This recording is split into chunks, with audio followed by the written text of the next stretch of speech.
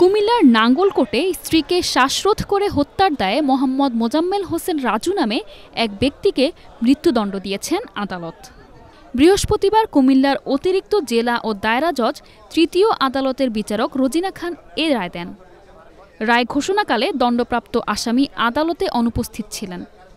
দণ্ডপ্রাপ্ত আসামি মোহাম্মদ মোজাম্মেল হোসেন রাজু কুমিল্লা ১৪গ্রাম উপজেলার সাটিশক গ্রামের নুরুন্নবী প্রকাশ নূর আলমের ছেলে।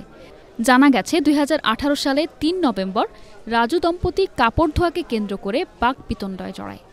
বাকবিতণ্ডার এক পর্যায়ে রাজু ওড়না দিয়ে স্ত্রী খালেদার গলায় ফাঁস দিয়ে হত্যা করে মরদেহ পুকুর ঘাটে ফেলে পালিয়ে যায়। নিহত খালেদার বাবার বাড়ি নাঙ্গলকোট উপজেলার পূর্ব দোয়ারা গ্রামে এই হত্যাকাণ্ডের ঘটনা ঘটে। পরে এ ঘটনায় খালেদার পিতা একটি হত্যা মামলা দায়ের করেন। ৩/১১/২০১৮ তারিখের ঘটনা। একমাত্র আসামি ছিল মোজাম্মেল হোসেন রাজু। সে আগের দিন রাতে তার শ্বশুরবাড়িতে আসে। সে বেকার থাকায় তার ওয়াইফের সাথে ঝগড়া হয়, মনোমালিন্য হয়। তো রাতে সে ভোরে গোসল করে সে ওই পুকুর পাড়ে যে গোসলখানা ছিল ওখানেই তার ওয়াইফকে হত্যা করে সে পালিয়ে যায়।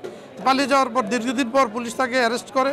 অ্যারেস্ট করার পরে মাননীয় আদালতে সোপর্দ করে এবং সে 164 জবানবন্দি দেয়, নিজেকে দোষী সাব্যস্ত করে যে সে তার ওয়াইফকে হত্যা করছে। এই আলোকে আজকে মাননীয় আদালত ৩০২ ধারায় আসামিকে দোষী সাব্যস্ত করে একমাত্র আসামি মোজাম্মেল হোসেন রাজুকে মৃত্যুদণ্ড দণ্ডিত করেছে।